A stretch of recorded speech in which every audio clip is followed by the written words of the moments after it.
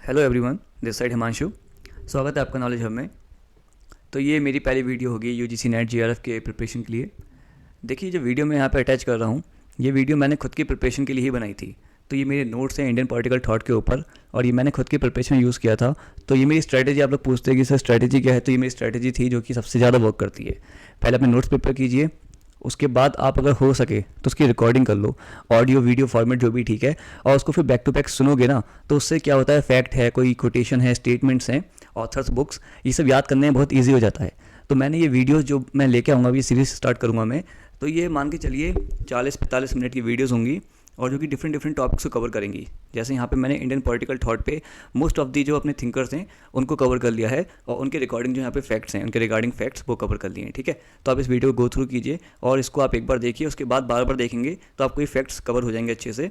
और श्योरिटी इस बात की कि ये वाले फैक्ट्स एग्जाम में पूछे जाते हैं, क्योंकि इन्हीं फैक्ट्स के बेसिस पे ये मैंने मल्टीपल सोर्सेज से कंपाइल किए हैं, और मैंने यहाँ पे स्कोर किया इन्हीं फैक्ट्स के बेसिस पे। ठीक है, मैंने इन्हीं को मल्टीपल टाइम्स रिवाइज किया था। आप भी कीजिए, आपके लिए वर्क करेगी चीज़, क्योंकि ज़्यादा टाइम भी इन्वेस्ट नहीं करना है। इतना बड़ा पोर्शन का इतना सारा पार्ट आपका मात्र 45 मिनट में कवर हो जाएगा, तो काफ़ी ज़्यादा एफिशिएंट है, और इसके यहाँ देखा जाए तो काफ़ी कॉस्ट इफेक्टिव तरीका भी पड़ देगा। ठीक है, तो आप इस वीडियो को देखिए, एंजॉय कीजिए बाकी। ठीक है, तो पहला हमारा है धर्मशास्त्र। ठीक है, क्योंकि आपको सिलेबस पता होगा, उसके अंदर लाइन्स दे रखा है, तो उसी के अकॉर्डिंग हम डिस्कस कर लेंगे। तो धर्मशास्त्र असल में है क्या, देखो यहाँ पे कॉन्सेप्ट पे ज़्यादा बात नहीं होगी। यहाँ पे मेन हमारा फोकस रहेगा ओनली ऑन दी फैक्ट्स, जिसको हम इजीली मेमोराइज कर लें बार बार वीडियो को सुन के, और फिर रिप्रोड्यूस कर पाए एग्जामिनेशन हॉल के अंदर। सिंपल से हमारी यहाँ पे स्ट्रेटेजी है। ठीक, तो यहाँ पे इसके अकॉर्डिंग क्या है कि इनके पास पावर रहेगी आपकी पनिश करने की, और पनिशमेंट के थ्रू वो मेंटेन करेगा धर्म। धर्म का मतलब ये नहीं है कि रिलीजन, धर्म का मतलब यहाँ पे लॉ एंड ऑर्डर, पूरी तरीके से एक जो कंडक्ट होता है सोसाइटी के अंदर, समाज के अंदर, सिस्टमेटिक कंडक्ट। ठीक, अब ये ट्रेडिशन है, धर्मशास्त्र का ट्रेडिशन है एक, उसके अंदर काफ़ी सारी किताबें लिखी गई थी, जो कि मनुस्मृति सबसे कह सकते हो फेमस है। ऐसा नहीं सिर्फ एक मात्र मनुस्मृति की किताब है, तो मनुस्मृति है, या फिर ये जो यज्ञवल्क्य स्मृति है, नारद स्मृति है, विष्णु स्मृति है। तो थोड़ा सा याद रखना है, और इसी में क्वेश्चन पूछ लिया जाता है कि जो मनुस्मृति है, वो जो धर्मशास्त्र है, वो क्या है। स्मृति है, श्रुति है, तो वो सब में स्मृति है। ठीक है, श्रुति मतलब और भी पुरानी चीज़ें होती हैं, जैसे वेद हैं, तो वेदा को कहा जाता है श्रुति। ठीक, आपको पता होगा 4 वेद हैं हमारे, और वेदों का जो आखिरी पार्ट है वेदांग, ठीक है ना, जो कह सकते हो कि लास्ट पार्ट ऑफ द वेद, तो वो 6 तरीके के वेदांग हैं, जिसमें याद रखना है शिक्षा है, छंद है, व्याकरण है, निरुक्त है, ज्योतिष एंड कल्प। तो इसको 2 बार सुन लो, कोई दिक्कत नहीं, याद हो जाएगा। ठीक है, शिक्षा, छंद, व्याकरण, निरुक्त, ज्योतिष, कल्प। आप कल्प के अंदर से ही इसका फर्दर डिवीज़न करोगे, तो देखो वेदा में निकल के आया वेदांग, वेदांग में से निकल के आया उसके 6 ये पार्ट्स, उसमें जो कल्प है, कल्प के अंदर से निकल के आया क्या बोला, धर्मसूत्रास। ठीक है, और धर्मसूत्र के कुछ एग्जाम्पल हैं, वो भी ध्यान रखने। अपस्तंभ है, गौतम है, बौद्धयान है, वशिष्ठ है। ठीक है, और जो धर्मशास्त्र ट्रेडिशन है वो क्या है, स्मृति है, जो कि मैं आपको पहले ऑलरेडी बता चुका हूँ। धर्मशास्त्र स्मृति ट्रेडिशन से बिलोंग करती हैं। अब आ जाते हैं मेन हमारा जो मनुस्मृति है उस पर। तो जो मनुस्मृति है, इसके अंदर 2 नाम को याद रखने हैं, एक तो मनु और एक भृगु ऋषि। ठीक है, इन दोनों के द्वारा इसको प्रोड्यूस किया गया है, और 1776 में विलियम जोन्स ने इसको कन्वर्ट किया था, या फिर ट्रांसलेट किया था इंग्लिश में। तो ये फैक्ट काफ़ी इंपॉर्टेंट हो जाता है। बाकी देख लेते हैं इसके अंदर कॉन्सेप्ट कौन कौन से हैं थोड़े से। तो इसके अंदर योगी किंग रहेगा, मतलब जो राज सिंहासन को संभालेगा, बैठेगा। तो देखो उसकी पावर्स बहुत इंपॉर्टेंट है। देखो वेस्ट में कॉन्सेप्ट चलता है कि कंप्लीटली जो पावर होती है ना, कॉन्सेंट्रेट रहती है in the hand of the monarch, totalitarian power रहती है। बट इंडियन कॉन्सेप्ट भले वो धर्मशास्त्र हो या अर्थशास्त्र हो, उसमें राजा के पास ताकत तो बहुत रहेगी, लेकिन कभी भी धर्म से ऊपर नहीं रहेगी। ठीक है, राजा सबको चेंज कर सकता है, लेकिन राजा धर्म को चेंज नहीं कर सकता, ध्यान रखना है। तो king is neither allowed to create the new rules not the existing principles. तो ठीक है, आपको एक फ्रेमवर्क दे रखा है, मान के चलो ये इतना फ्रेमवर्क दे रखा है, उसके अंदर राजा जो चाहे वो कर सकता है, लेकिन राजा इसके बाहर नहीं जा सकता। ये धर्म है, और इस धर्म के बाहर राजा नहीं जा सकता, सिंपल सी बात है। ठीक है, स्टेट का कॉन्सेप्ट जो है वो वेलफेयर स्टेट का है, क्योंकि राजा को रक्षण और पालन, ये 2 बहुत ही प्राइमरी ड्यूटी हैं राजा की, तो ऑब्वियस सी बात है वेलफेयर स्टेट का कॉन्सेप्शन हुआ। किंग रहेगा धर्म के under, he had to follow the Kshatriya dharma. ठीक है, and raj dharma. No concept of equality, obvious सी बात है उस समय इक्वालिटी बिफोर लॉ नहीं था, वर्ण सिस्टम था, वर्ण के अनुसार ही सबको अलग अलग पनिशमेंट के सिस्टम थे, कॉन्सेप्ट थे, तो इक्वालिटी बिफोर लॉ नहीं था। दूसरी बात, taxation was directly proportion to the fertility of the land. ये काफ़ी इंपॉर्टेंट पॉइंट है, ये दिखाता है कि जो गवर्नेंस थी वो कितनी ज़्यादा मतलब एफिशिएंट और इकोनॉमिक थी इस नेचर में, कि जिसकी फर्टिलिटी ज़्यादा उससे ज़्यादा टैक्स लेंगे, जिस लैंड की फर्टिलिटी कम है, प्रोडक्टिविटी कम है, उससे कम टैक्स लेंगे। तो ये भी काफ़ी ज़्यादा अच्छा कॉन्सेप्ट है, मतलब प्रोग्रेसिव टैक्सेशन है कुछ हद तक देखा जाए तो, जो आज भी इतने अच्छे से देखने को नहीं मिलती है प्रेजेंट कॉन्टेक्स्ट में भी। तो ये धर्मशास्त्र को लेकर कुछ इंपॉर्टेंट फैक्ट है, ध्यान रखेंगे। फिर हम आ जाते हैं आगे। अच्छा, एक इंपॉर्टेंट चीज़ बहुत यहाँ पे मनुस्मृति को लेकर एक चीज़, कि मनुस्मृति के अंदर क्या है, टोटल 12 चैप्टर्स हैं, और कंटेंट को हम डिवाइड कर सकते हैं इंटू 4 पार्ट्स। ठीक है, उसमें क्या क्या है 4 पार्ट्स, मतलब पहली बात तो क्रिएशन ऑफ द वर्ल्ड, दूसरा धर्म का सोर्स क्या है, तीसरा 4 सोशल क्लासेस और चौथा लॉ ऑफ कर्म, रीबर्थ एंड लिबरेशन। तो ये ध्यान रखना है, मनुस्मृति के 12 चैप्टर, 4 उसके पार्ट्स मेन, जिसमें ये संसार कैसे बना, धर्म कहाँ से आया, उसके बाद हमारा जो वर्ण आश्रम सिस्टम है जिसके अंदर 4 क्लासेस होती हैं, ब्राह्मण, क्षत्रिय, वैश्य, शूद्रास, और चौथा की concept of rebirth and Karma. ठीक, तो पूछ सकते हैं कर्मा का कॉन्सेप्ट था, तो जी हाँ था। तो ये 4 कॉन्सेप्शन है। और फिर कुछ इंपॉर्टेंट चैप्टर ध्यान रखना है, क्योंकि 12 चैप्टर हैं तो उसमें कुछ चैप्टर याद रख लो, क्योंकि वो पूछ लेते हैं कई बार एग्जाम में। तो चैप्टर 1 हमारा क्या रहेगा, चैप्टर 1 के अंदर दे रखा है वर्णा सिस्टम के बारे में, चैप्टर 5 के अंदर दे रखा है वीमेन के बारे में, चैप्टर 7 के अंदर मेनली दे रखा है राजधर्म, जो हमने देखा ना कि राजा का क्या धर्म होता है, तो फंक्शंस ऑफ द किंग। और चैप्टर 8 के अंदर दे रखा है दंड नीति, लॉज ऑफ पनिशमेंट। तो 8 पे आपका मान के चलो डांट मतलब दंड। चैप्टर 1 में वर्ण आश्रम सिस्टम, जो कि पूरा सोशल ऑर्डर रहेगा। 5 में महिलाओं के बारे में है, और 7 में कह लो कि थ्योरी ऑफ द किंगशिप है। अब आ जाते हैं थोड़ा आगे, कौटिल्य का अर्थशास्त्र। इसके अंदर हाँ रियलिस्ट कह सकते हैं, कौटिल्य की जो अर्थशास्त्र है उसको कह सकते हैं कि रियलिज्म दिखता है, प्रैक्टिकलिटी दिखती है, चीज़ों को बताना जैसी चीज़ें हैं, चीज़ों को ज़्यादा बहुत ही ज़्यादा आइडियलिस्टिक वे में नहीं डिस्क्राइब करके रियलिस्ट वे में बातों को देखना। तो इसमें 15 पार्ट हैं, 150 चैप्टर्स हैं, 15 पार्ट, 150 चैप्टर्स, 180 डिवीजन्स, अराउंड 6000 इसके अंदर श्लोक्स या वर्सेस हैं। ठीक है, और एक चीज़ ध्यान रखना है यहाँ पे, इसमें दे रखे हैं कुछ फंडामेंटल्स होते हैं गुड गवर्नेंस के। मतलब अगर आपको अपनी गवर्नेंस, आपको अपना प्रशासन, राज सिंहासन अच्छे चलाना है तो उसके 4 फंडामेंटल कंपोनेंट्स हैं, जिसमें पहले आता है अन्विकशी, जिसे हम कहते हैं फिलोसफी, रट लो ज़्यादा समझो मत। ये पूछ लेंगे basis good governance as per दी कौटिल्यस अर्थशास्त्र आर, तो सिंपल ध्यान रखना है। अन्विकशी है, त्राई है, त्राई मतलब 3 वेदा हैं। ठीक है, इसके अंदर आई थिंक ऋग्वेद तो ही, सामवेद भी है और यजुर्वेद भी है, अथर्ववेद नहीं है इसके अंदर। ठीक, ये 3 वेद हैं इसके अंदर त्राई के अंदर। वर्थ, वर्थ से आ जाएगा इकोनॉमिक और दंड नीति। तो समझने वाली बातें यार टफ नहीं है। वेद मतलब आपको बताएगा धर्म का पूरा गाइडेंस मिलेगा। वर्थ इकोनॉमिक थिंग हो गई, दंड नीति के थ्रू आपका लॉ एंड ऑर्डर, पनिशमेंट वगैरह मेंटेन रहेगा। और आर्विकाशी इज ऑलवेज इंपॉर्टेंट, एक फिलोसफी का आइडियोलॉजी किसी भी गवर्नेंस के लिए इंपॉर्टेंट रहती है। भले वो आज के प्रेजेंट कॉन्टेक्स्ट में को समझ में ऐसा आएगा कि हम कहते हैं new liberalism, communism, capitalism, socialism. तो ये सब क्या है, ये सब फिलोसफीज़ हैं जो एक स्टेट को, एक पॉलिटिकल पार्टी को, एक नेशन को गाइड करता है, उसको चलाने में हेल्प करता है। बिना फिलोसफी, बिना आइडियोलॉजी के आप लाइफ भी जी सकते और कोई काम ढंग से भी नहीं कर सकते। ठीक है, तो ये 4 फंडामेंटल ध्यान रखने इसी लैंग्वेज में, जैसे अन्विकशी है, त्राई है, वर्थ है और दंड नीति है। दूसरी बात, स्टेट के 2 सबसे मेन काम रहेंगे। पहली चीज़ तो धर्म को इंश्योर करना है, और भोग, भोग से मतलब है यहाँ पे वही इकोनॉमिक चीज़। जैसे हमारे 4 गोल्स होते हैं लाइफ के, जिसमें आपका क्या है, अर्थ है, काम है, धर्म है, मोक्ष है। तो भोग मतलब आपका अर्थ और कुछ हद तक काम, ये दोनों आ जाएंगे, और धर्म के अकॉर्डिंगली ये दोनों आ जाएंगे, धर्म और मोक्ष। ठीक है, आगे बढ़ते हैं। ये लिखा है king drive power from 3 sources. तो 3 सोर्सेज हैं जहाँ से हमारा जो राजा है अर्थशास्त्र के अकॉर्डिंग उसको ताकत मिलेगी। पहला सोर्स है प्रभु शक्ति, ठीक, दूसरा है मंत्र शक्ति, और तीसरा है उत्साह शक्ति। ठीक, तो ऐसे ध्यान रख लो थोड़ा सा। प्रभुता कहते हैं ना सोविनिटी को, सोविनिटी कहाँ से आती है, आपके पास होना चाहिए पैसा, आपके पास होनी चाहिए मिलिट्री, आप सोविन बन जाओगे। मंत्र नाम से क्लियर है, मंत्र मतलब मंत्री, और उत्साह कैरिस्मेटिक लीडरशिप जो होती है, मतलब एक पर्सनैलिटी में भी कैरिस्मा होना चाहिए जिसको देख के लोग प्रभावित हो जाएं। तो किंग के पावर के 3 सोर्सेस हैं, मंत्र, उत्साह और प्रभु। 2 टाइप्स ऑफ मित्र बता रखे हैं, एक बता रखा है आपका सहज मित्र, एक बता रखा है आपका कृत्रिम। मतलब कृत्रिम एक वर्ड होता है जो यूज़ होता है for the something that is artificial, है ना। तो ये मान के चलो, एक तो आपका हो जाएगा ऐसा दोस्त जो नेचुरल है, ऑर्गेनिक है, जैसे आज भी दोस्ती होती है हमारी, कुछ दोस्ती होती है सहज मित्रता होती है, नेचुरल दोस्त होते हैं, कुछ होते हैं हमारे आर्टिफिशियल फर्जी दोस्त होते हैं। तो वही ये सहज दोस्त जो है ज़्यादा बेहतर है कृत्रिम दोस्त के मुकाबले, तो ध्यान रखना आपको। फिर आपका षड्गुण नीति तो बहुत ईजी है, जिसमें संधि, विग्रह, आसन, यण, समश्रय एंड द्विध भाव। ठीक, ये चीज़ आ जाएगी। ही स्टेट 40 वेज ऑफ एम्बेजलमेंट, ये ध्यान रखना है, 40 तरीके बताए इन्होंने जिसके थ्रू आप घपलेबाजी कर सकते हो, पैसा चला सकते हो, करप्शन मान के चलो। सुचाक्स की बात की गई है। सुचाक्स कौन होते हैं, जो कि होते हैं आपके विसिल ब्लोअर्स, जो खबरी हैं, विसिल ब्लोअर्स हैं, जो बताएंगे कि भाई वहाँ पे कुछ गड़बड़ हो रही है, इन्वेस्टिगेशन बिठाओ। ये क्या है भाई, ये है दायक, जो ये वर्ड बस ध्यान रखना है, इसमें ज़्यादा समझने का नहीं है। रिश्वत देने वाला, प्रतिग्रह, रिश्वत लेने वाला, और निधायक, रिश्वत का पैसा रखने वाला। ठीक है, तो ये तीनों को ही इन्होंने कहा था कि we have to punish the whole chain that is involve in the corruption. ऐसा नहीं आपने देने वाले को पनिश कर दिया, लेने वाले को कर दिया, नहीं, सबको लाइन से पनिश करो, दायक को भी, प्रतिग्रह को भी, और निधायक को भी। ठीक, बाकी ये सप्तांग थ्योरी है, ये ध्यान रखना है इसमें थोड़ा सा। अमात्यास हैं, अमात्यास मतलब आपकी आँखें या कान, जनपद आपकी थाइस, दुर्ग मतलब आपके शोल्डर्स एंड आर्म्स, कोश मतलब माउथ, बल आर्मी और मित्र, ठीक है। असल में आंखें जो है ना वो मित्र ही है, ये जो अमात्यास होते हैं ये ईयर्स होते हैं, ठीक है, ये आइज़ नहीं है। उसके बाद आप यहाँ पर देख सकते हो कि कमेंट्रीज ऑन दी कौटिल्य, किसने कौटिल्य को क्या कहा है, और कोट्स बाय दी कौटिल्य। अब ये बड़ी इंपॉर्टेंट चीज़ है, अभी तक तो फिर भी ठीक था बट ये ज़्यादा इंपॉर्टेंट हो जाता है। तो कौटिल्य क्या कहा है, ये देखो कौन कौन सी इंपॉर्टेंट है। Every neighbour state is an enemy, easy है। Just as it is impossible to know war when are swimming, ये भी ईजी है, करप्शन को लेके है। The arrow shot by an archer may or may not kill a single person but stratagems device by a wise man can kill even babies in the womb, ठीक है। ये थोड़ा ध्यान रखना है, पता नहीं वो डिफिकल्ट है। Never make friends with people who are above below your status, ये देखो यार कितनी प्रैक्टिकल बातें कह रहे हैं। Education is the best friend and educated person respected everywhere, education को लेकर काफ़ी इंपॉर्टेंट है, ठीक है, कि कोटे एजुकेशन वाले बंदे को हर जगह सम्मान की प्राप्ति होती है। कॉमेंटरीज ऑन कौटिल्य, किसने कौटिल्य को क्या कहा है ये भी ध्यान रखना है।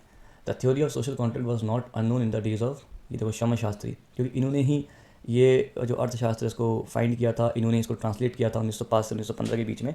तो क्षमा शास्त्री ने उस समय बताया कि सोशल कॉन्ट्रैक्ट ऐसा नहीं है अभी होब्स लॉक ने दे दिया तो हमारे सामने आया है, सोशल कॉन्ट्रैक्ट तो उस समय से हमारे पास सिर्फ अर्थशास्त्र है। उसके बाद क्या यहाँ पे लिखा हुआ है, of all the school of ancient Indian political thought the most noteworthy is that of Kautilya, ठीक है। सालतोड़ कह रहे हैं कि सबसे इंपॉर्टेंट कौटिल्य का थॉट है एंशिएंट में। बांदोपाध्याय का कहते हैं the state according to Kautilya must be based on sound economic foundations. अब बांदोपाध्याय मतलब मान लो बंदोबस्त, बांदोपाध्याय तो बंदोबस्त होना चाहिए बढ़िया इकोनॉमिक कंडीशंस का, तभी स्टेट चलेगी। बाकी कृष्णराव क्या कह रहे हैं, Kautilya's attitude to religion was secular not apathetic. तो कृष्णराव कहते हैं कि जो कौटिल्य का एटीट्यूड है धर्म के प्रति वो सेकुलर है नेचर में, ऐसा नहीं है कि वो कुछ उसको मानते ही नहीं है। मैक्स वेबर तो ईजी है यहाँ पे, Kautilya is not immoral but unmoral in his politics, ये ध्यान रखना है। अमात्या सेन ने कहा है ही इज़ अनमोरल, मतलब मोरलिटी कोई बात ही नहीं है उस चीज़ में पूरी तरीके से। आगे बढ़ते हैं जल्दी से। अब अग्न सुत्ता, इसमें कुछ खास है नहीं, बस इतना ध्यान रखो 34 टोटल सुत्ता है, उसमें 27 बस सुत्ता अग्न सुत्ता है। और इसमें एक चीज़ इंपॉर्टेंट जरूर ये रखनी है कि ये जो डिस्कोर्स है ये बुद्धा का, ये तो ब्राह्मण थे भारद्वाज और वशिष्ठ, इनके साथ है, बस ये एक फैक्ट बनता है, कोई खास नहीं है। बाकी फिर आपके आ जाते हैं बरानी, इनकी कुछ किताबें हैं। फतवा है जहांदरी जो कि आइडल सुल्तान के लिए है। तारीख फ़िरोज़ शाही, तारीख फ़िरोज़ शाही में लिखा है दिल्ली सल्तनत की हिस्ट्री दे रखी है। एक वर्ड है यहाँ पे जिल्लल्ला या फिर जिलल्ला, agent of God on earth. अब देखो इनका यहीं समझ में आ जाएगा कि थ्योरी ऑफ किंगशिप क्या है। थ्योरी ऑफ किंगशिप इनके लिए भी डिवाइन राइट्स वाली है, जिसमें जो हमारा मोनार्क है, ये राजा है, उसको पावर मिलती है फ्रॉम दी गॉड, मतलब ऊपर भगवान के रास्ते से ताकत मिलती है, वो एजेंट ऑफ गॉड है जो यहाँ पे सुल्तान है, मोनार्क है, जो भी है, ठीक है। Islam was oppose to the system of monarchy, Barani gave 24 advice, ये इंपॉर्टेंट रखना है, 24 एडवाइस दी थी मोनार्क को बरानी ने, ठीक है। और इन्होंने ये भी कहा था कि इस्लाम वैसे तो अपोस्ट में है सिस्टम ऑफ मोनार्की के, लेकिन तब भी यहाँ पे प्रैक्टिकलिटीज़ को देखते हुए यहाँ पे एजेंट ऑफ गॉड यहाँ पे रखना पड़ेगा, ठीक। बाकी क्या है यहाँ पे 5 मेन क्वालिटीज़, कुछ 5 क्वालिटीज़ बताई हैं जिससे एक सुल्तान को दूर रहना चाहिए, जैसे कि फॉल्सहुड, चेंजेबिलिटी, डिसेप्शन, रैथफुलनेस, इनजस्टिस। काफ़ी क्लियर है, झूठ मत बोलो, ऐसे करके इन्हीं बात पे बदल जाओ, ठीक है ना। धोखाधड़ी मत करो, बहुत ज़्यादा गुस्सा और अन्याय तो करना ही नहीं है। इनजस्टिस तो सबके ही फिलोसफी में होता है, ठीक है ना, कि भाई नहीं करना है। तो falsehood, deception, wrathfulness, changeability, injustice. Justice is the most important attribute, simple सी बात है। First act of sultan is to appointment and the gradation of the जजेस। तो ये पूछ सकते हैं कि भाई अकॉर्डिंग टू दी बरानी सबसे पहला एक्ट कौन सा होना चाहिए सुल्तान का। अब जस्टिस सबसे इंपॉर्टेंट आइडियल फंडामेंटल प्रिंसिपल है, तो इसलिए जजेस को अपॉइंट करना पहला एक्ट होना चाहिए। बाकी safe guard traditional political families, वो तो नोबिलिटी को सपोर्ट कर रहे हैं, ठीक है। कंपोनेंट क्या क्या क्या हैं एक आइडियल स्टेट के, तो यहाँ पे जवाबिस हैं, ब्यूरोक्रेसी, आर्मी, जुडिशरी। ध्यान रखना है कि 4 कंपोनेंट होते हैं एक आइडियल स्टेट के, जिसमें आर्मी है, जिसमें जुडिशरी है क्योंकि जस्टिस के लिए, आर्मी है प्रोटेक्शन के लिए, ब्यूरोक्रेसी है एडमिनिस्ट्रेशन के लिए, और जवाबिस किस लिए हैं, रूल्स रेगुलेशंस लॉज के लिए।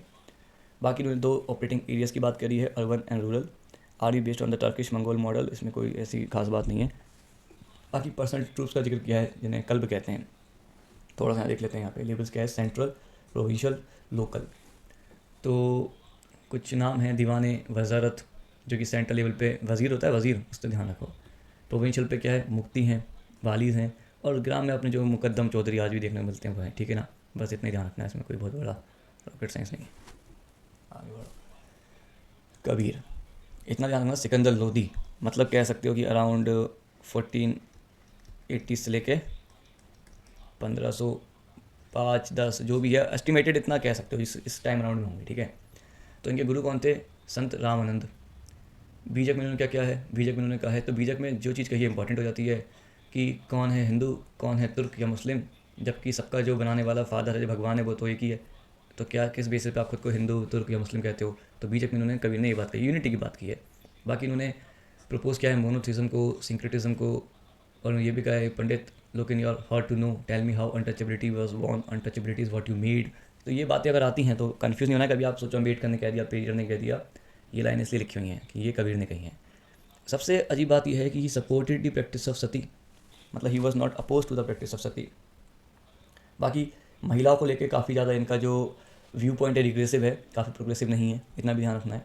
बाकी टैक्सेशन को बहुत क्रिटिसाइज़ किया है इन्होंने, जुडिशियल एडमिनिस्ट्रेशन को भी क्रिटिसाइज़ किया है।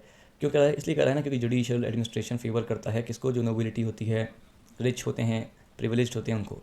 बाकी इनका कॉन्सेप्ट ऑफ बेगमपुरा जो कि मेनली बिलोंग करता है टू रविदास, तो ध्यान रखना है Begampura originally belongs to Ravidas, but इनके भी खुद के कॉन्सेप्ट हैं। जैसे गांधी जी का राम राज्य है, वैसे कबीर का क्या है, अमरपुर और प्रेम नगर। अमरपुर में सब अमर हो गए, प्रेम नगर में एकदम प्रेम बट रहा है, कोई दिक्कत ही नहीं। Ideal polity, kingdom of God that had no state, no elite, no corruption. वही चीज़ प्रेम नगर अमरपुर में क्या होगा, कोई क्लासेस नहीं होंगी, करप्शन नहीं होगा, किसी से कोई चोरी चकारी नहीं होगी। बेगमपुरा में क्या होगा, कोई शोरो नहीं, कुछ नहीं, वही सब अच्छी अच्छी बातें। आगे बढ़ते हैं। पंडित रमाबाई, इनके बारे में क्वेश्चन आते हैं, हर साल ही आ जाते हैं, ऑलमोस्ट इंपॉर्टेंट है। अच्छा ये लाइन इंपॉर्टेंट है इनकी कही कि women being one half of the country are oppressed and cruelty treated by the other half, cruelly. ठीक, तो खैर इतना ध्यान रखना बहुत बड़ी बात नहीं है। बाकी 18 आई थिंक यहाँ पे 1889 में इन्होंने शारदा सदन और मुक्ति मिशन, इन दोनों को यहाँ पे इन्होंने एस्टैब्लिश किया था। किसके लिए भाई, जो विक्टिम्स हैं, महिलाएं सेक्सुअली असॉल्टेड हैं, ब्लाइंड हैं, ओल्ड हैं, तो यहाँ पे इन महिला को नाम दिया था कृपा। ठीक है, मतलब ये पूछ लेता कॉन्सेप्ट ऑफ कृपा और the term kripa is associated to which of the following, तो पता होना चाहिए कि पंडित रमाबाई से रिलेटेड है। बाकी थोड़ा सा यहाँ पे देखो इंपॉर्टेंट इवेंट्स एंड अचीवमेंट्स, यहाँ से क्वेश्चन बनते हैं बहुत ज़्यादा कि भाई इंपॉर्टेंट अचीवमेंट्स क्या हैं। थोड़ा सा इसको जूम कर लेते हैं, अभी हो गई नहीं। सो इनको देखो, पंडिता का जो रमाबाई के आगे पंडित लगा हुआ है, सरस्वती लगा हुआ था, ये नाम के टाइटल कहाँ से मिले हैं, 1878 में यूनिवर्सिटी ऑफ कैलकाता ने दिए हैं, 1878 में। ठीक, 1882 में इन्होंने आर्य महिला समाज को फाउंड किया है पुणे में। 1883 में ये क्रिश्चियनिटी में कन्वर्ट हो गई हैं। 1887 में इन्होंने रमाबाई एसोसिएशन को फाउंड किया था। 1887 ये लाइन से लगाने को आ सकता है कि भाई आपका आर्य महिला समाज और रमाबाई एसोसिएशन और शारदा सदन, मुक्ति सदन लाइन से लगाने को आ जाएगा, तो ध्यान रखना है, ठीक है, इस चीज़ को। 1889 में इन्होंने क्या करा, यहाँ पे शारदा सदन को इस्टेब्लिश किया। She opened a secular student school for high cast widows. तो शारदा सदन मेनली था विडोज़ के लिए, विधवाओं के लिए। और मुक्ति मिशन किसके लिए था भाई, जो लोग विक्टिम्स हैं किसी बेकार के, फेमाइन के, ड्रॉट के, या फिर सेक्सुअली असॉल्टेड वीमेन हैं और ब्लाइंड वीमेन हैं, बूढ़ी महिलाएं हैं, उनके लिए था मुक्ति की प्राप्ति कराना। और शारदा मेनली था जो कि डिवोर्स्ड है। 1908 में इन्होंने बाइबल को ट्रांसलेट किया। 1919 में the British government awarded to Ram, ये इंपॉर्टेंट है, केसर हिंद इनको मिला था 1919 में, वही एजुकेशन की फील्ड में। बाकी क्या इसमें, she was the first meeting national Congress Bombay in 1889 suggest. ठीक, तो 1889 में जो सेशन हुआ था कांग्रेस का बॉम्बे के अंदर, उसके अंदर इन्होंने पार्टिसिपेट किया था। पूछ सकते हैं कि when was the first time she participated in the meeting of the Indian national Congress, तो 1889। और उनके साथ कौन कौन यहाँ पे प्रेजेंट है, स्वर्ण कुमारी देवी और कदम्बनी गांगुली। ये तो काफ़ी फेमस है क्योंकि इन्होंने एड्रेस भी किया था द असेंबली ऑफ कांग्रेस को। I think she was the first women to address the assembly of the Congress, तो कदम्बनी गांगुली, और यही फर्स्ट लेडी ग्रेजुएट थी फ्रॉम द कलकत्ता यूनिवर्सिटी। चलो आगे बढ़ते हैं, बाल गंगाधर तिलक पे आते हैं। तो तिलक जी का तो देखो मॉडर्न इंडिया की हिस्ट्री में काफ़ी बड़ा कंट्रीब्यूशन है, बहुत बड़ा रोल है, तो इनके बारे में तो वैसे भी पढ़ा होगा आप लोगों ने हिस्ट्री में। बस इंपॉर्टेंट है फैक्ट ये है कि गांधी जी ने कहा था the maker of the modern India. पूछ लेते हैं कि किसको कहा जाता है और किसने कहा था। 3 times ही वॉज अरेस्टेड। ठीक है, 1881 में ही स्टार्टेड 2 नेशनलिस्ट न्यूज़पेपर। वही न्यूज़पेपर, एक तो उनका केसरी और दूसरा महारत। ठीक है ना, केसरी उनका शायद मराठी में था और महारत उनका इंग्लिश में था। बाकी डेक्कन इंडियन सोसाइटी आगरकर के साथ मिलकर 1884 में उन्होंने इस्टेब्लिश की थी। 1885 में फर्ग्यूसन कॉलेज पुणे में। 1890 में इंडियन नेशनल कांग्रेस को ज्वाइन किया था। और 1894 में आपके जो गणेश फेस्टिवल है, शिवाजी फेस्टिवल है, उनको सेलिब्रेट करना स्टार्ट किया था। ये चीज़ याद रखनी है। डेक्कन इंडियन सोसाइटी 1884 में, 1885 में फर्ग्यूसन कॉलेज, 1890 में कांग्रेस ज्वाइन किया, 1894 में दोनों के दोनों जो हमारे फेस्टिवल्स हैं वो सेलिब्रेट करने स्टार्ट किया एट दी लार्जर या फिर वाइडर लेवल पे जाके। बाकी यहाँ पे एक ब्लैक या फिर आई थिंक फेमाइन कमिश्नर था, ब्लैक कमिश्नर था, ऑफिसर रैंड। तो 1897 में उनका जो मर्डर हुआ था, तो उसके पीछे जो फिलोसफिकल गाइड थे वो तिलक ही थे, ध्यान रखना इस बात को। और इसी सिलसिले में इनको 18 महीने की जेल भी हुई थी। सडिशन के चार्ज लगे इनके ऊपर, एक बार तभी लगा था 1897 में। 1909 में अलीपुर कॉन्स्पिरेसी केस के बाद भी लगा था। और 1916 में इंडियन होम रूल लीग के टाइम पे लगा होगा, वर्ल्ड वॉर 1 के टाइम में। ठीक है, तो जेल भी 3 बार हुई है, सडिशन के चार्जेस भी लग रहे हैं। बाकी ध्यान रखना है 6 साल की जेल हुई थी इनको 1909 से लेकर 14 के बीच में, मैंडले में, जो कि म्यांमार में है। अब क्यों हुई थी, अलीपुर कॉन्स्पिरेसी केस एक होता है आपका 1900 आर्ट में, ठीक है ना। तो उस बात में इनका डायरेक्ट इन्वॉल्वमेंट तो नहीं था, लेकिन इंपॉर्टेंट बात यह है कि इस मर्डर को, ये जो मर्डर हुआ था यहाँ पे, मेरे को लग रहा है खुदीराम बोस और प्रफुल्ल चाकी थे इसमें इन्वॉल्व। उन दोनों ने जो बम फेंका था तो उसको डिफेंड किया था इन्होंने, तिलक ने अपने न्यूज़पेपर में, मैगजीन में डिफेंड किया था आपके खुदीराम बोस को, प्रफुल्ल चाकी को, कि भाई इन्होंने जो किया गलत नहीं किया। तो इसी बात को लेकर इनको जेल कर दी थी ब्रिटिश एडमिनिस्ट्रेशन ने। बाकी यहाँ पे बॉम्बे कॉलेज मुंबई में, greater Maharashtra commerce and economics college, सब याद रखने नाम। Bombay college, Maharashtra commerce college, not oppose to opening of western type, मतलब he was in the favour of the western type of education. ये नहीं समझना है कि नहीं भाई वेस्टर्न एजुकेशन के खिलाफ थे। बाकी nationalism for him is a psychological concept, और swaraj was a political as well moral concept. सिर्फ पॉलिटिकल लेवल पे नहीं, साथ में मॉरल लेवल पे भी था स्वराज, ठीक है ना।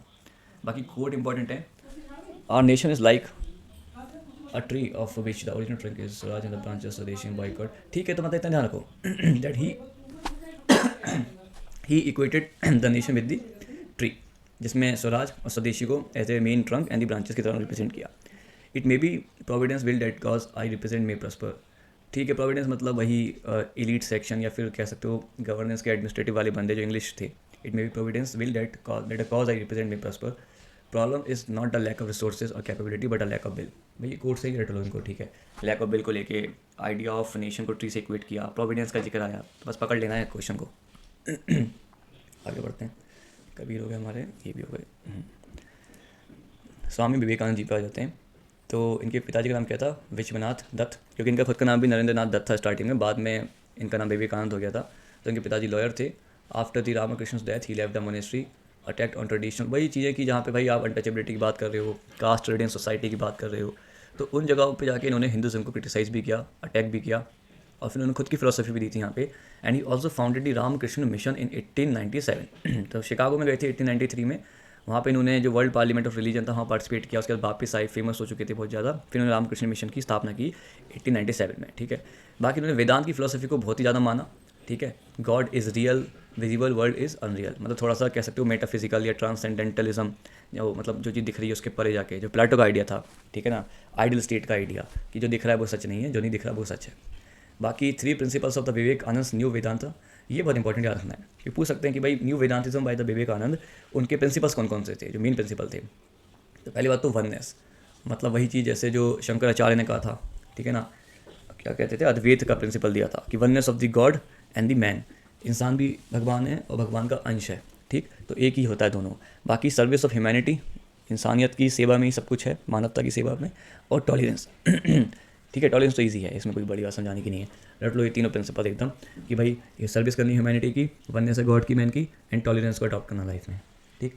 बाकी he was also called as a prophet of Indian nationalism. अब यहाँ पे कन्फ्यूज़ नहीं होना है, क्योंकि औरोबिंदो घोष का भी कंट्रीब्यूशन बहुत ज़्यादा हाई लेवल का है for the Indian nationalism, but prophet of Indian nationalism Vivekananda को कहा जाता है। और एक बार क्रॉस चेक भी जरूर करना नेट पे सर्च करके कि who was known as the prophet of Indian nationalism, ये इंपॉर्टेंट क्वेश्चन बन सकता है, ठीक है।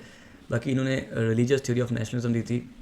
आई am a socialist not because I think it is a perfect system but half all of it, ठीक है। तो इनकी एक कोट है कि मैं सोशलिस्ट हूँ, क्योंकि इसलिए नहीं कि सोशलिस्ट एकदम परफेक्शन है, लेकिन जो उसमें मिलता है वो बेहतर है कुछ ना मिलने से, क्योंकि अदर सिस्टम में तो वो भी नहीं मिलेगा, ठीक है।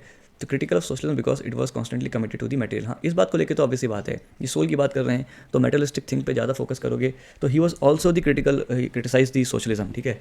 बट साथ ही साथ में इन्होंने खुद को सोशलिस्ट भी कहा था। बाकी क्या है यहाँ पे, you can not believe in God until you believe in your self, ये सिंपल है।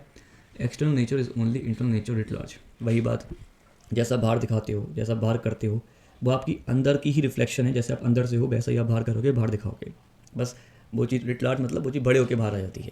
अंदर छोटा सा भी नेचर होगा, वो बाहर बड़े होकर रिफ्लेक्ट होता है। यही है इसमें तो विवेकानंद जी के जो कोट्स हैं। बाकी रविंद्रनाथ टैगोर जी, ये इन पर क्वेश्चन बनते हैं बहुत ज़्यादा, काफ़ी ज़्यादा, ठीक है। तो इनको किसने क्या उपाधि दी थी? तो गुरुदेव की उपाधि दी थी इन्होंने, इनको गांधी जी ने, और महात्मा की उपाधि गांधी जी को दी थी इन्होंने, ये भी ध्यान रखना है। वही ह्यूमनिज्म का अपहोल्ड करते हैं। फ्रीडम का मतलब क्या है? Complete awakening in full expression, मतलब ऐसे करके अगर आ जाए ना कि बहुत ही ज़्यादा फिलोसफिकल बात है कि फ्रीडम कंप्लीट अवेकनिंग, तो फ्रीडम की कही है टैगोर जी ने। बाकी 4 स्टेजेस दिए इन्होंने ट्रू फ्रीडम की, individual level, community level, universal level and infinity, बस ऐसे याद रखना है।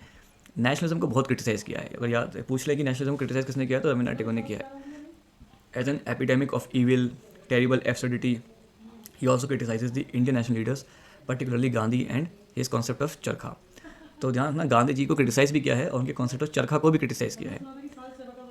He also criticise the extremist but also called Gandhi ji Mahatma in 1915, ठीक है, इसमें कोई बहुत रॉकेट साइंस नहीं है। इंपॉर्टेंट इवेंट्स एंड अचीवमेंट्स जो हैं इनकी लाइफ के वो याद रखने हैं, ये इंपॉर्टेंट है। तो 1874 में इनकी पहली जो पोएम थी अभिलाषा करके वो पब्लिश होती है, ठीक है, तत्वबोधिनी पत्रिका के अंदर। 1876 में इन्होंने सीक्रेट सोसाइटी भी ज्वाइन की थी, जो कि मैजिनी जो इटली के कह सकते हैं कि one of the fathers of the unification थे, तो उनके ही आइडियाज़ के अराउंड बेस्ड थी सीक्रेट सोसाइटी जो ज्वाइन करी थी टैगोर ने। 1905 में स्वदेशी मूवमेंट में रक्षाबंधन वगैरह में उन्होंने इंपॉर्टेंट प्ले किया था। 1911 में जो आज का हमारा जनगण मन है उसको ऑफिशियली कांग्रेस ने अडॉप्ट किया था, तो उसमें इनका कंट्रीब्यूशन था। 1913 में गीतांजलि के लिए इनको मिला था नोबेल पुरस्कार लिटरेचर में। 15 में क्या हुआ था, इनको 1915 मिली थी नाइटहुड की उपाधि बाय द ब्रिटिश गवर्नमेंट, ठीक है, ध्यान रखना है। 1918 में formal foundation stone of the विश्व भारती, तो 1918 में उन्होंने विश्व भारती की स्थापना की थी। 1921 में Tagore sets of the institute of rural construction, ठीक है। अब ये बहुत इंपॉर्टेंट है, 1918 विश्व भारती, 1921 शांति निकेतन, ठीक। 1933 में क्या है यहाँ पे, इन्होंने कलकत्ता यूनिवर्सिटी में एक लेक्चर दिया था रिलीजन ऑफ मैन, तो कह सकते हो इस पर आधारित इनकी किताब भी है रिलीजन ऑफ मैन, और ये कह के चलो ऑलमोस्ट लास्ट वाली ही किताब रही होगी, तो क्रोनोलॉजी में लगाने को आ जाए तो ध्यान रखना है चीज़ को। चलो आगे देखते हैं बाकी कुछ और भी इसमें। बाकी cooperative farming, criticize Gandhi ji defence of varna ashram, Gandhi ji ने जो डिफेंड किया था वर्ण आश्रम सिस्टम का, उस प्रथा को भी इन्होंने क्रिटिसाइज़ किया था। सिंथेटिक यूनिवर्सलिज्म, अभी सी बात जब आप क्रिटिसाइज़ कर रहे हो नेशनलिज्म को तो आप बात कर रहे हो यूनिवर्सलिज्म की, ठीक है ना, तो उसको ध्यान रखना है। कुछ कोट्स हैं बहुत इंपॉर्टेंट है। Faith is the word that feels the light when the dawn is still dark, याद कर लो, सिंपल सी बात है, ठीक है ना। फेथ को लेकर इनकी कोट है, आप समुद्र क्रॉस नहीं कर सकते मात्र उसको देखने भर से। Facts are many but truth is one, simple सी बात है। एज कंसिडर करती है और यूथ जो है वेंचर करता है। We gain freedom when we have paid the full price, ठीक है, ये बड़ी अच्छी कोट है, हो सकता है पूछ लें और आपको कन्फ्यूजन हो जाए। Our mind all logic like a knife all blade it makes the hand bleed, हाँ मतलब ये है कि एकदम प्योर रीज़न प्योर लॉजिक को भी क्रिटिसाइज़ किया इन्होंने, totality of the reason logic भी सही नहीं है। बाकी आपका फिर आता है यहाँ पे Mahatma Gandhi ji, father of nation by Bose 1944 में, केसर हिंद मिलता है 1915 में, पहला पब्लिक अपीयरेंस होता है यहाँ पे बनारस हिंदू यूनिवर्सिटी 1916 में। किस किस से इंस्पायर्ड थे, टॉलस्टॉय की किताब है kingdom of God is within you and a letter to a Hindu work, तो टॉलस्टॉय से इंस्पायर्ड थे ये, एनार्की को लेकर जो सपोर्ट करते थे, फिलोसफिकल एनार्की, स्टेट की ज़रूरत ही क्या है जब पूरा पूरा साम्राज्य हमारे अंदर ही है भगवान का बनाया हुआ, तो हम खुद से खुद को मैनेज कर सकते हैं। बाकी जॉन रस्किन की Sarvodaya and Antyodaya and to this last, Edward Carpenter modernisation civilisation को क्रिटिसाइज़ करना। 1894 में ये बहुत इंपॉर्टेंट है, नेटाल इंडियन कांग्रेस फाउंड करते हैं ये साउथ अफ्रीका में 1894 में। उसके बाद 1903 में यहाँ पे इन्होंने Transvaal British Indian association found करी, तो ये क्रोनोलॉजी में लगाने को आ सकती है, पहले नेटाल इंडियन कांग्रेस फिर ट्रांसवाल ब्रिटिश इंडिया एसोसिएशन। 1904 में ये करते हैं आपका फिनिक्स सेटलमेंट को, कहाँ पे, नेटाल में, ठीक है, जहाँ पे सत्याग्रह की पहली बार इन्होंने प्रैक्टिस को इम्प्लीमेंट किया था।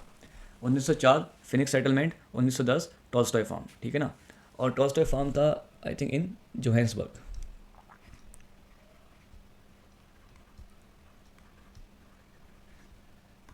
और ये वाला जो था आपका फिनिक्स वाला ये था आपका डरबन में या फिर नेटाल में, ठीक है, और टॉलस्टॉय वाला जो बाद में बना 10 में वो था जोहान्सबर्ग में। फिर तो इंडिया आ जाते हैं, तो पहले कोचरब वाला आश्रम होता है अहमदाबाद में, ठीक है। उसके 1916 में मजदूर महाजन सभा है, 1925 में ऑल इंडिया स्पिनर्स एसोसिएशन है, 32 में हरिजन सेवक संघ, 34 में all India village industries association, 1936 में सेवाग्राम आश्रम एट डी वर्धा जो कि वर्धा आश्रम भी कहलाता है, ठीक। तो ये सब फैक्ट बहुत इंपॉर्टेंट है, ध्यान रखना। 1906 में क्या लिखा है यहाँ पे, वही ट्रांसवाल एशियाटिक ऑर्डिनेंस के खिलाफ इन्होंने प्रोटेस्ट किया था, फैक्ट लिख दिया। Victory is not killing the enemy but making friend, 10 principles of Satyagraha, making a human change, ये सब कॉन्सेप्ट हैं। सत्याग्रह का ह्यूमन चेंज का कॉन्सेप्ट भी गांधी जी का है, ठीक। डिसेंट्रलाइज्ड गवर्नेंस सिस्टम की बात करते हैं, ओशियनिक सर्कल से कॉन्सेप्ट देते हैं गवर्नेंस के लिए। Consider right to private property to extend it was necessary to the physical moral and mental wellbeing, तो इन्होंने क्या है, he was not totally against the right to private property, ध्यान रखना। स्टेटमेंट आ सकता है कि Gandhi ji was totally against the right to private property, तो ऐसा नहीं है, होगी प्राइवेट प्रॉपर्टी बट उस हद तक रखनी है जिस हद तक अपने आप को फिजिकली मोरली और मेंटली आपकी वेलबींग इंश्योर हो पाए। उस चीज़ को बहुत ही ज़्यादा अति नहीं करनी है किसी चीज़ की, मॉडरेशन बहुत इंपॉर्टेंट है, हर चीज़ करो बट मॉडरेशन में करो, और ये आपकी लाइफ में भी बड़ी इंपॉर्टेंट प्रिंसिपल है ऑफ मॉडरेशन, ठीक। बाकी he has criticized the modern civilization in his book Hind Swaraj to manifestation modernity, इन्होंने कहा ये मॉडर्निटी की तो मैनिफेस्टेशन है, जो इंपीरियलिज्म है, कॉलोनियलिज्म है, फासिज्म है, ये सब मॉडर्निटी की वजह से ही है। बाकी he was the philosophical anarchist, और गोखले ने इनको कॉन्सेप्ट दिया था of the spiritualisation of politics, ठीक है, because Gokhale was like a political father of the Mahatma Gandhi, Gopal Krishna Gokhale, ठीक। तो स्पिरिचुअलाइजेशन पॉलिटिक्स का कॉन्सेप्शन गोखले से निकल के आता है इनका। चलो आगे बढ़ते हैं यहाँ से। बाकी क्या यहाँ पे real needs artificial bonds control the latter, liberty and democracy become unholy. ये सब कुछ कोट्स हैं लिबर्टी एंड डेमोक्रेसी के ऊपर। ये कहते हैं मैं उसको रिलीजियस मानूंगा जो दूसरे के दुख को समझेगा। फिर वही बात, अपने दुश्मन से प्यार करो और प्यार से उसको जीतो। ठीक, की इवेंट्स एंड कॉन्ट्रीब्यूशंस यहाँ पे कुछ लिखे हुए हैं, ये औरबिंदो घोष के बारे में, इनके बारे में। ठीक, तो श्री औरबिंदो के बारे में देख लेते हैं। तो he was considered as the prophet of the, अब देखो ये आगे फिर से आ गया चीज़, तो ये क्रॉस चेक करना पड़ेगा कि असल में स्वामी विवेकानंद जी हैं या औरबिंदो हैं प्रॉफिट ऑफ इंडियन नेशनलिज्म। ठीक है, इन दोनों के बारे में बात कही गई है। अच्छा, बाकी ये ग्रेट सिंथेसाइजर हैं। इन्होंने क्या किया था, जो जर्मन ट्रेडिशन था स्टेट का, that nation has a spirit, किससे इंस्पायर हुए थे, हर्डर, हाँ ये लिखा है नाम। ठीक है, तो यहाँ पे जर्मन ये एक थिंकर होंगे, तो इन्होंने क्या करा था, नेशन स्टेट के कॉन्सेप्ट को बहुत ही ज़्यादा स्पिरिचुअलाइज कर दिया था। स्पिरिट होती है, कल्चरल नेशनलिज्म का कॉन्सेप्ट जैसे कहते हैं हम। ठीक है, तो वहाँ से इंस्पायर्ड थे ये। तो nation is natural for them and it has one spirit. ठीक है, स्पिरिट हैज़ में नेचुरल एंटिटी, ऑर्गेनिक एंटिटी है। भाई क्या है, British rule as mercantile foundation and exploitative in character, ऐसा इनका मानना था। Nationalism is a religion that has come from the God. ध्यान रखना, नेशनलिज्म को रिलीजन से इक्वेट किया किसने, औरबिंदो घोष ने। Freedom is the achievement of the state of supreme happiness. तो ये पूछ सकते हैं ये सत्य चित्त आनंद का कॉन्सेप्ट किसने दिया था, the idea of supreme happiness. तो ये सत्य चित्त आनंद का जो कॉन्सेप्ट है related to the Aurobindo Ghosh.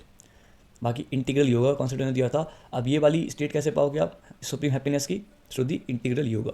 और इंटीग्रल योगा के कंपोनेंट कौन कौन से हैं, जिसमें ज्ञान योग है, भक्ति योग है, कर्म योग है, राजयोग है, तांत्रिक ट्रेडिशन जो होता है। ठीक है, मतलब तांत्रिक मतलब रिचुअल्स वगैरह होते हैं, ट्रेडिशंस होते हैं। तो ध्यान में 1 2 3 4 5, तो 5 कंपोनेंट्स हैं आपके इंटीग्रल योग के। ठीक है, ज्ञान योग अब नॉलेज हो गया, भक्ति डिवोशन हो गया, कर्म एक्ट हो गया, राज मतलब अच्छी जो सात्विक एक्टिविटीज़ होती है आपके अंदर, और तांत्रिक कुछ रिचुअल्स ट्रेडिशंस हो गए। बाकी इसमें इंटीग्रल योग करने के लिए आपको चाहिए ताप, साधन और योग।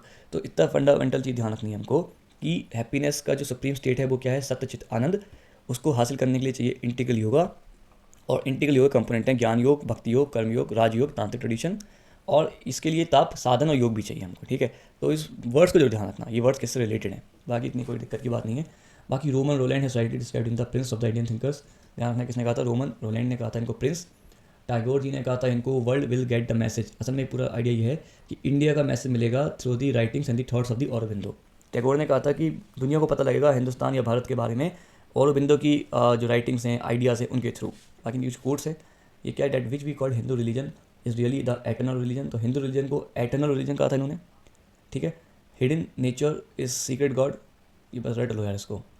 To listen to some devout people one would imagine that God never loves, ये भी बड़े मतलब थोड़ी सार्कास्टिक है, ह्यूमरस कोट है। Spirituality is indeed the master key, ये इंपॉर्टेंट है, इंडियन माइंड के लिए स्पिरिचुअलिटी बहुत इंपॉर्टेंट है, ऐसा मानना था इनका। India of the ages is not dead nor has she spoken her last creative word. ठीक है, she lives and has still something to do. ठीक है, जनरल कोर्स हैं, रटे नहीं पड़ेंगे तो। बाकी इनके लाइफ के कुछ की कॉन्ट्रीब्यूशन है जो यहाँ पे हैं। 1904-05 में इन्होंने कांग्रेस के सेशन को अटेंड किया, लेकिन वही बात, ही was also one of the extremist थे, जो कि कहते हैं ना कि लाल बाल पाल का ट्रायो था, ये उन्हीं के ही कंटिन्यूएशन में थे। तो लाल लाजपत राय थे, बाल गंगाधर तिलक थे, बिपिन चंद्र पाल थे, उन्हीं की आइडियोलॉजी से सहमति रखते थे औरबिंदो घोष भी, कि हमें जाके सीधे लड़ना पड़ेगा फेस टू फेस। 1906 में Aurobindo was appointed as the first principal of the national college in Calcutta. ये इंपॉर्टेंट है, नेशनल कॉलेज जो है कलकत्ता में, उसमें पहली बार प्रिंसिपल कौन बने थे, फर्स्ट प्रिंसिपल औरबिंदो 1906 में। चार्ज अलीपुर कॉन्स्पिरेसी केस 1908 में इनको भी माना गया था, जिसके बाद गए थे तिलक जेल, इनके खिलाफ भी मुकदमा चला था। At Cambridge became a member and secretary. अब ये इंपॉर्टेंट है, ही जॉइंट इंडियन मजलिस, कहाँ पे, कैम्ब्रिज में जाके। ठीक, he joined a secret revolution society known as the lotus and dagger. अब बस इतना जानना, लोटस डैगर से कौन जुड़ा हुआ है, इंडियन मजलिस से कौन जुड़ा हुआ है, औरबिंदो घोष। ठीक है, 1926 with the help of spiritual collaborator Mirra Alfassa the mother, ashram in पोडिचेरी। ठीक है, तो यहाँ पे इतना ध्यान रखो, मीरा अल्फासा के मदद से इन्होंने पोडिचेरी में औरबिंद आश्रम, आज भी कहलाता है औरविले करके नाम है, पोडिचेरी में, बहुत ही अच्छी जगह है, तो वो उन्होंने फाउंड किया था। ठीक है, 1926 में। एंड 1943 में he was nominated for the Nobel prize for literature, and then again 1950 में for the Nobel peace prize. तो he was also nominated for the Nobel peace prize and the Nobel literature prize. ठीक है, 1943 में, 1950 में, बहुत बड़ी बात है। बाकी हमारे पास अब रह गए पेरियर एंड मोहम्मद इकबाल के बारे में पढ़ लेते हैं। पेरियर के बारे में देखो जल्दी देख लेते हैं। जल्दी से 1929 में, यहाँ पे तो यार ऐसे ही है, कुछ खास नहीं है। 1925 में बल्कि इन्होंने स्टार्ट किया था सेल्फ रिस्पेक्ट मूवमेंट। ठीक, कॉन्फ्रेंस, अच्छा ठीक है, ये है एक्चुअल बात कि 1929 में ड्यूरिंग सेल्फ रिस्पेक्ट कॉन्फ्रेंस हुई थी, जो कि फर्स्ट कॉन्फ्रेंस हुई थी, कहाँ पे, ये कम्युनिस्ट लीडर थे, इनके साथ ये मर्ज भी कर लिया था सेल्फ रिस्पेक्ट मूवमेंट को। तो he has drop the title of the Naicker, कब भला, इनकी कास्ट का नाम था, सरनेम था नायकर। तो 1929 में सेल्फ रिस्पेक्ट कॉन्फ्रेंस होती है, वहाँ पे इन्होंने ये डिसीजन लिया कि हम जो है अब सरनेम अपना कैरी नहीं करेंगे। और 1933 में इन्होंने जो पूरा का पूरा सेल्फ रिस्पेक्ट मूवमेंट था उसको मर्ज कर दिया विद द कम्युनिस्ट मूवमेंट के साथ under the leadership of the Singaravelu. 1935 में he supported the justice party. 1938 में he became the leader of justice party. And 1944 में इन्होंने जस्टिस पार्टी को नॉन पॉलिटिकल एंटिटी में कन्वर्ट कर दिया द्रविड़ कड़गम में। ठीक, उसके कुछ टाइम बाद द्रविड़ कड़गम बन गई DMK under the leadership of the Annadurai, जो कि पॉलिटिकल पार्टी थी। 1938 में ही has given the concept of Tamil for Tamilians. 1938 में ही पेरियर टाइटल मिलता है इनको, कहाँ से, जो कि वीमेन कॉन्फ्रेंस से वो देती है इनको। 1970 में यूनेस्को ने कहा कि Socrates of the South Asia है Periyar. Who wants religion scriptures and God which can not bring about a change in the sphere. इनका मानना था कि ऐसा रिलीजन, ऐसे स्क्रिप्चर्स, ऐसा गॉड हमें नहीं चाहिए जो चेंज न ला पाए हमारी लाइफ में और सोसाइटी में। तो wedding sought to replace by contract for the companionship in the life. ठीक है, तो he was the one who supported to replace the word wedding with the word contract for companionship in life. ठीक, ऐसा ध्यान रखना है, कोई बड़ी इसमें वो नहीं है। बाकी कुछ की इवेंट्स हैं। 1904 में जाते हैं काशी पिलग्रिमेज में, जिसके बाद इनको एकदम से रियलाइजेशन होता है कास्ट डिस्क्रिमिनेशन का। 1919 में कांग्रेस ज्वाइन करते हैं। 1924 में बाइकोम सत्याग्रह, और 1925 में छोड़ देते हैं ये कांग्रेस को। ठीक, 1925 में फिर सेल्फ रिस्पेक्ट मूवमेंट को लॉन्च कर देते हैं ये। बाकी तो आपको पता है उसके बाद 1933 में जाके सेल्फ रिस्पेक्ट मूवमेंट को मर्ज कर देते हैं विद द कम्युनिस्ट मूवमेंट। और फिर उसके बाद यहाँ लिखा ये 35 में जस्टिस पार्टी और 38 में ये सब कॉन्सेप्ट। ठीक, यहाँ पे फिर आ जाता है थोड़ा सा मोहम्मद इकबाल के बारे में।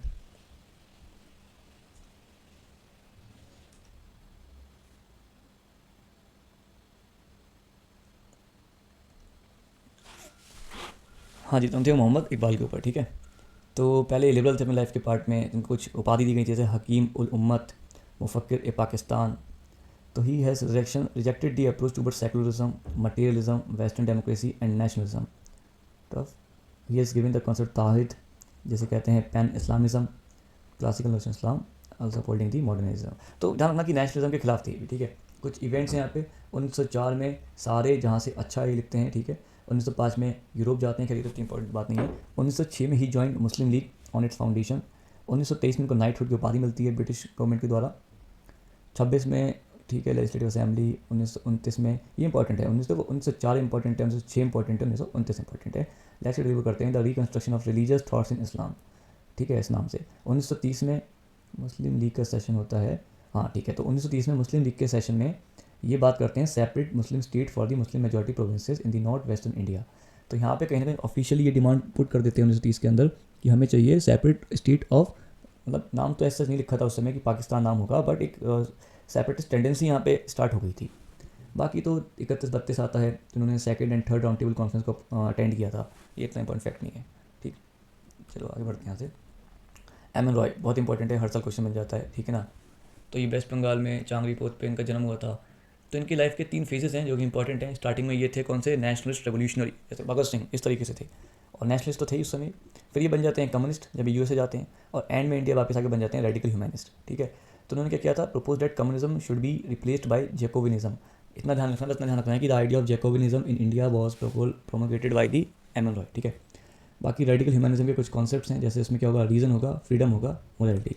तो the 3 fundamental principles of radical humanism क्या है, रीज़न मतलब तर्क, आज़ादी और मोरालिटी। ठीक है, free society of free man का कॉन्सेप्ट इन्होंने दिया, democratic freedom and economic equality की बात की, replace the parliamentary democracy with organised democracy, people's committee. The idea of people committee was also provided by the M N Roy. ठीक, बाकी यहाँ पे कुछ कोट्स हैं इनकी, dictatorship of any form however plausible may be the protect for it.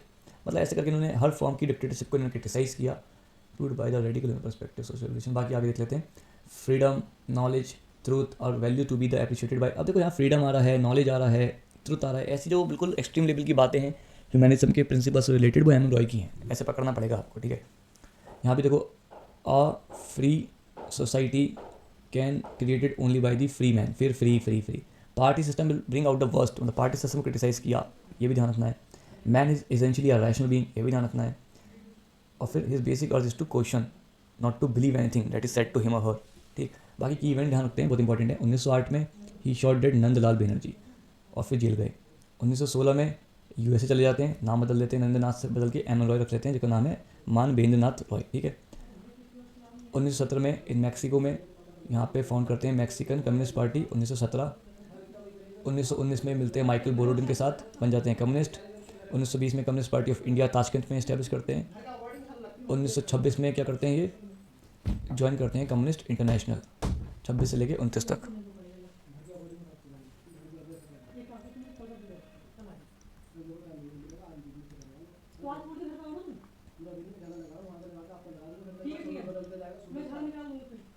उन्नीस सौ 31 में इनको हो जाती है जेल, वही कानपुर बॉल्शेविक कॉन्स्पिरेसी केस में। फिर 36 में ये ज्वाइन करते हैं कांग्रेस को, ध्यान रखना 36 से 40 तक कांग्रेस में रहते हैं, 40 में ये छोड़ देते हैं, फिर ज्वाइन अपनी ये रेडिकल डेमोक्रेटिक पार्टी को फॉर्म कर देते हैं। 1937 में ये इंडिपेंडेंट इंडिया करके, ये आ सकता है independent India weekly newspaper join करते हैं, मतलब स्टार्ट करते हैं। और 1946 के अंदर यहाँ पे इंडिया रेनेसां इंस्टीट्यूट देहरादून के अंदर इस्टेब्लिश करते हैं। 1947 में ये लिखते हैं एक किताब न्यू ह्यूमनिज्म और मैनिफेस्टो, जिसके अंदर क्या है 22 थीसिस हैं, जिसके अंदर पूरा रेडिकल डेमोक्रेसी के बारे में कॉन्सेप्ट देते हैं। ठीक है, तो ये कुछ चीज़ें हैं fact about D M N Roy. तो अपनी वीडियो अराउंड 1 घंटे की होने को हो गई होगी, और बोलते बोलते मैं बहुत ज़्यादा थक गया हूँ। ठीक है, तो कुछ फैक्ट और रह गए इंडियन पॉलिटिकल थॉट में, जैसे बुक्स, मेनली बुक्स जो होती हैं, किसने कौन सी लिखी, कब लिखी, किस बारे में लिखी, उसकी वीडियो लेके आएंगे। इंडियन पॉलिटिकल थॉट के फिर सारे कॉन्सेप्ट जो मतलब फैक्चुअल जो इन्फॉर्मेशन है वो आपकी कवर हो जाएगी हॉलिस्टिक मैनर में। ठीक है, चलिए धन्यवाद बने रहने के लिए।